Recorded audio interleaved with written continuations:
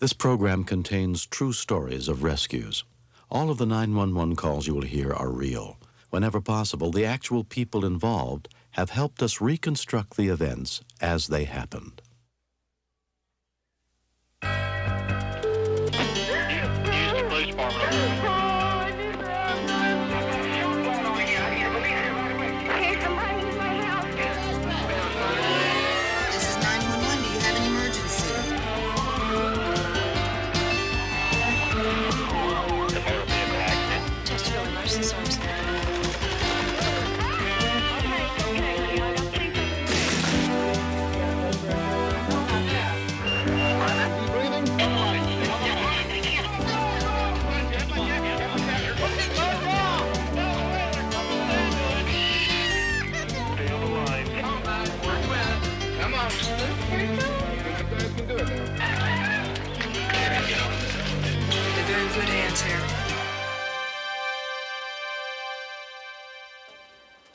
Tragedy has no timetable. It can strike without warning at any minute of the day. I'm William Shatner. Tonight, true stories of ordinary people confronting extraordinary challenges on Rescue 911. We begin on the afternoon of February 14th, 1991 in Mount Shasta, California. 14-year-old Shanti Spahn and her close friend Chrissy had decided to cut school to go hiking in Box Canyon, a scenic but rugged area nearby.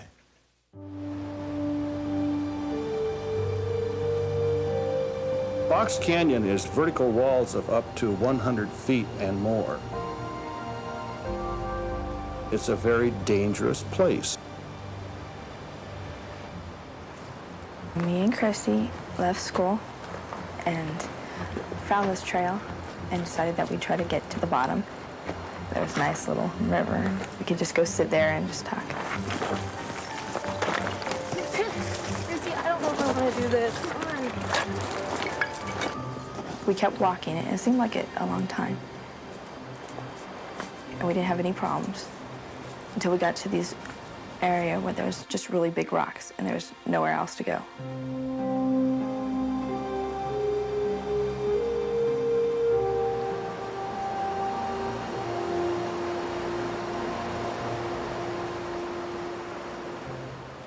I don't know about this. Chrissy was trying to go to another rock, and when she went to get to the rock, she kind of jumped. Chrissy, don't do this.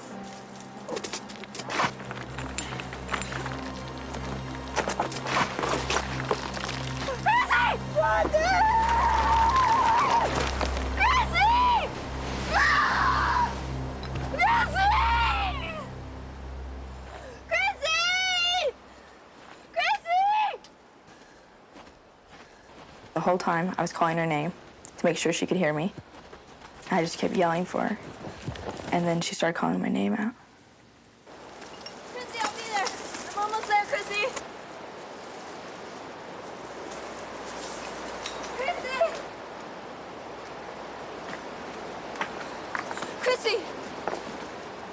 And she kept saying, I'm scared. What happened? I'm gonna go get somebody to No, help. she was bleeding in the back of her head. Okay. I was bleeding really bad. So I just kept saying, I'm gonna go get some help. And she didn't want me to leave. Okay, you're gonna be okay. I wanna go get somebody to help you. And so I took off my necklace I'm just gonna remember. and I said, okay, keep looking at the heart. Okay? You'll be okay, and I'll be right back. When we continue, It's a pretty mean canyon. I knew it was going to be a serious situation to try to get somebody back up out of there that had fallen.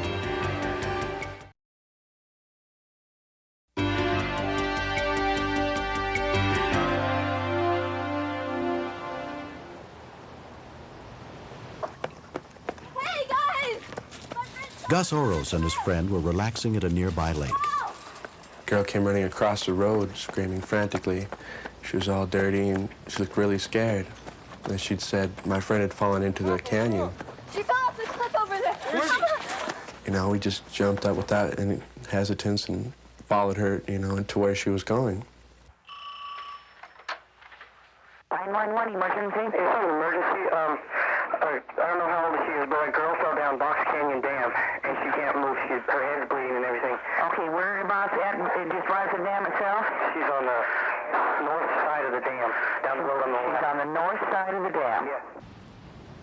Ashanti stayed at the top of the canyon to show the rescuers where Chrissy had fallen. There was like silence there for maybe about 5 minutes. It felt like a really long time. You know, just like a lonely feeling. It's like being the only two people on the earth. Anyone? 223, I'll need a vertical rescue team to respond to Box Canyon Dam. We have a woman... Phil Sousa, an 18-year member of the Mount Shasta Volunteer Fire Department, was at work when word of the accident came over his pager. It's a pretty mean canyon, and I knew it was going to be a serious situation to try to get somebody back up out of there that had fallen. Within 5 minutes of the call, a unit trained in mountain rescue arrived at the rim of the canyon, led by Fire Chief Joe Spini. I started coordinating a vertical rescue. They're working in an area where it's an unstable situation. It appeared to be about a 100-foot drop. I was concerned for the safety of the firefighters.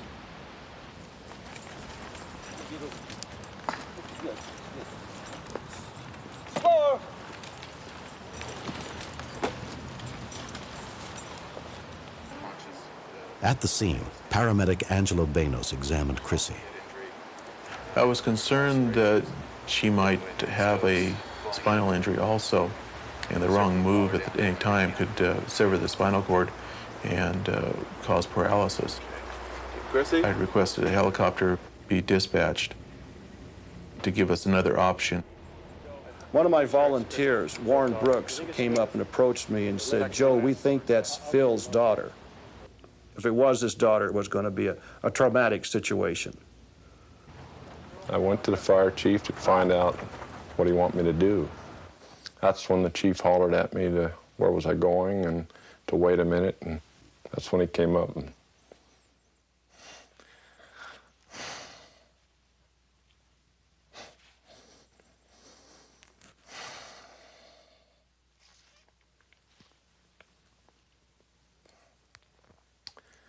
he grabbed me by the arm and said, "Phil, we think it's your daughter." Phil has been in the fire department for a long time, but when it involves one of your own children, it's a different situation.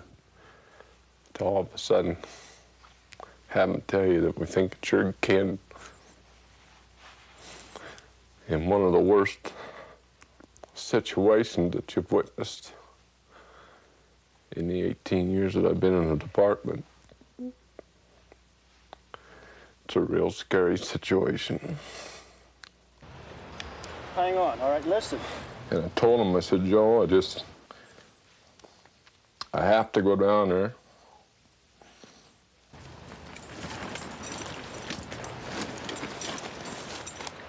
Concerned that his wife Jan was at home listening to the police scanner, Phil sent a friend to tell her what had happened. What's happening?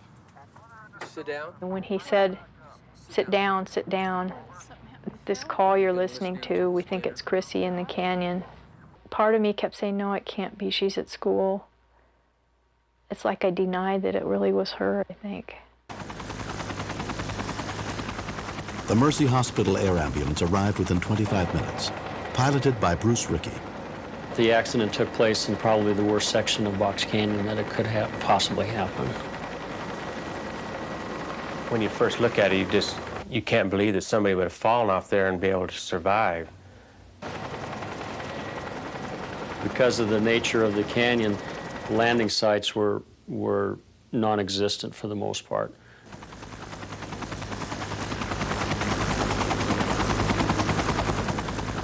It's amazing that your mind sort of goes into fast forward and you're thinking 1,000 things all at once.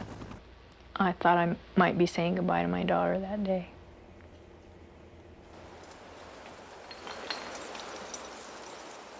Once we got down into the bottom of the canyon and actually see her, we made eye contact. Well, she just immediately started crying. She was saying, "Dad, I'm sorry."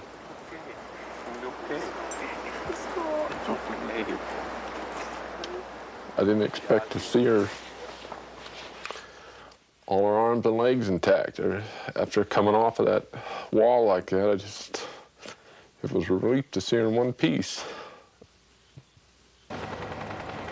We orbited for 2 or 3 minutes, and in that time I saw an area in the bottom of the river that looked like maybe I could land. In a situation like that, the crew becomes real critical to the pilot. 6 pair of eyes work a lot better than 2. So they know now that they're not medical right then, they're flight crew.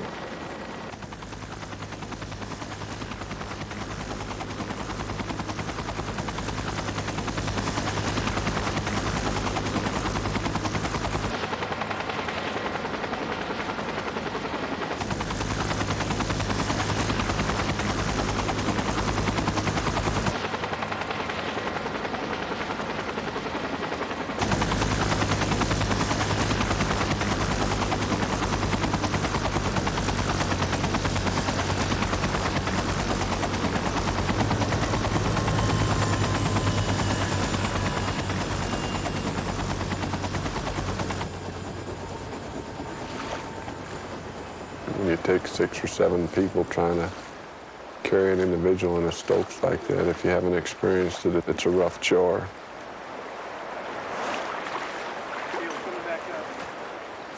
When we finally got her loaded into the helicopter, it was just a real relief to me at that time, figuring that I did the best job I could do. Now she's in somebody else's hands.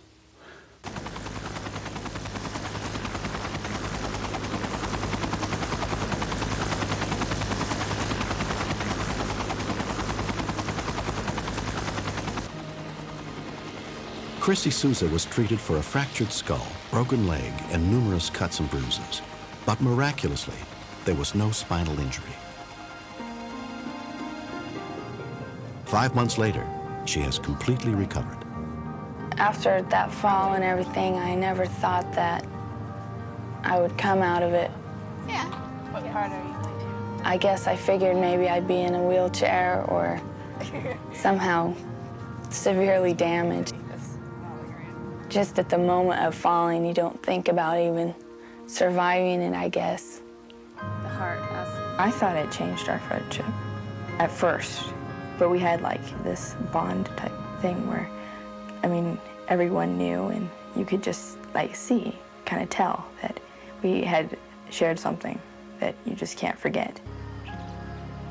I feel reassured that the world is a pretty special place, that people really are basically very wonderful to you in your time of need. I'm real glad that my dad went down there. It's got to be real difficult for him. And I'm sorry that he had to go through that, but I'm real glad that he helped me out, you know. But a situation like this really makes you feel how precious life is and how much more time you'd like to spend with them.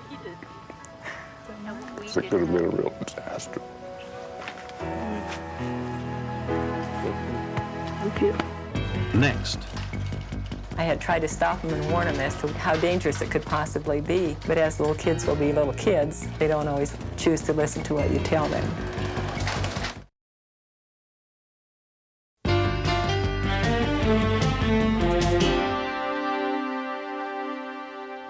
We can't prevent every emergency, but how we respond when one occurs can mean the difference between life and death, as Connie Myers discovered on September 25th, 1984, at her home in Scotts Bluff, Nebraska.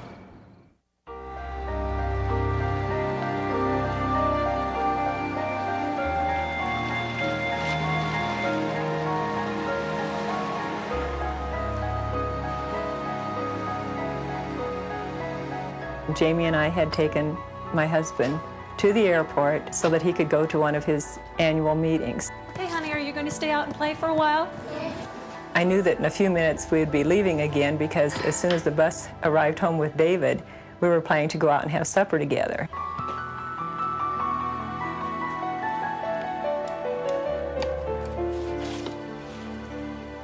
I had tried to stop him and warn him as to how dangerous it could possibly be.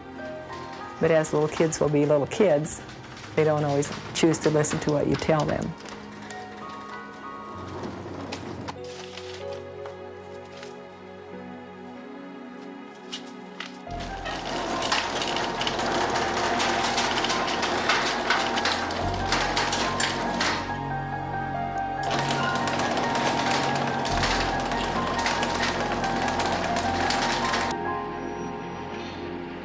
In a few minutes, I heard the bus come.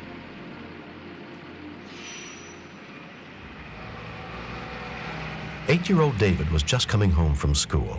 I was walking to the house, and I saw some feet under the garage door, and I thought it was a prank or something. But then I realized that the garage door had came down on him, and it wasn't a joke. Mom, get out of here! Jamie's on the door! And we quick tried to open up the door. We tried lifting it, but he was trapped. Go around and turn off the switch!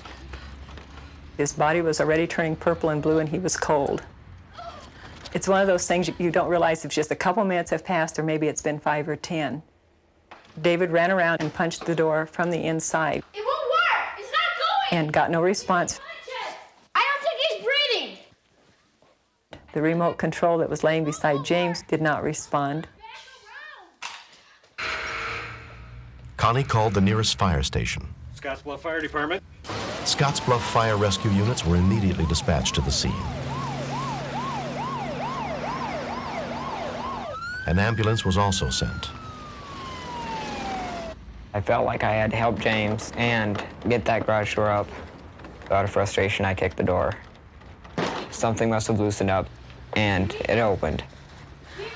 I turned James over and attempted mouth-to-mouth resuscitation that I had learned by seeing on a poster. God, what'd you do? I don't know, I just kicked up the garage. Is he breathing?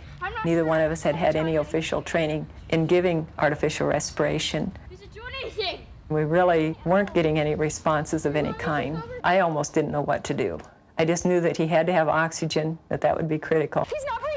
Whether he was still alive or not, it would flash through that this may be it. Maybe he is gone, but we didn't want to think that way. Units are 1097.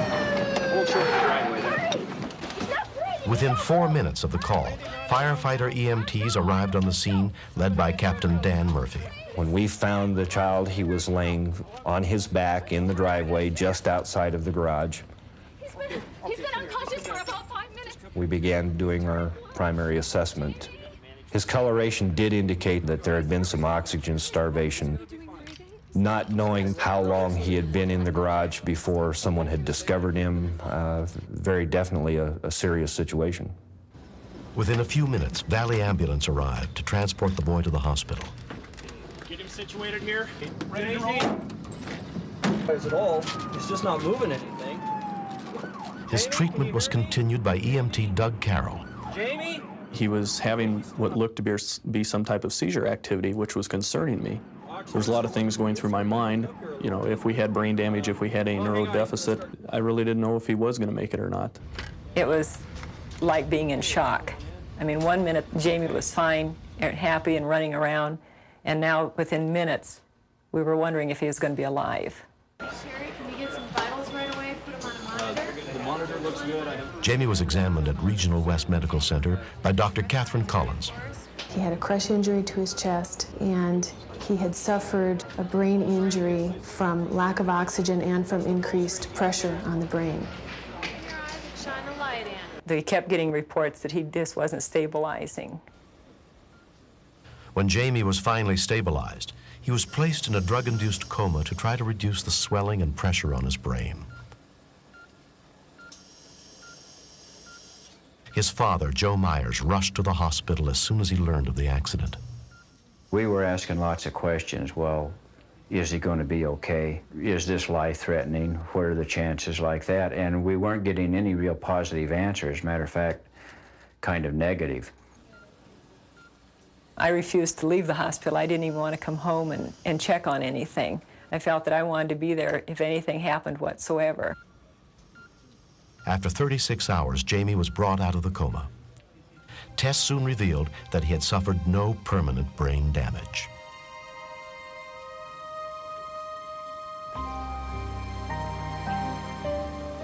Six years have passed since the accident. Jamie Myers is 11 now. We had only lived here about a month prior to this accident, so we weren't familiar with a lot of the mechanisms on the garage door. Garage doors have adjustments on them from light to heavy. And apparently this one was set at a heavier setting. There's also a bar release on the inside of the door that we were unaware of at the time that we could have manually released the door with. Every year, children are killed by automatic garage doors that are old or improperly installed. Largely because of his older brother David, Jamie was not among them. I really don't feel like I'm a hero. I just feel like I had to do what I had to do. The happiest moment for me is when he came home. You finally realize how close siblings really are and how much they mean to each other and how much your children mean to you as well.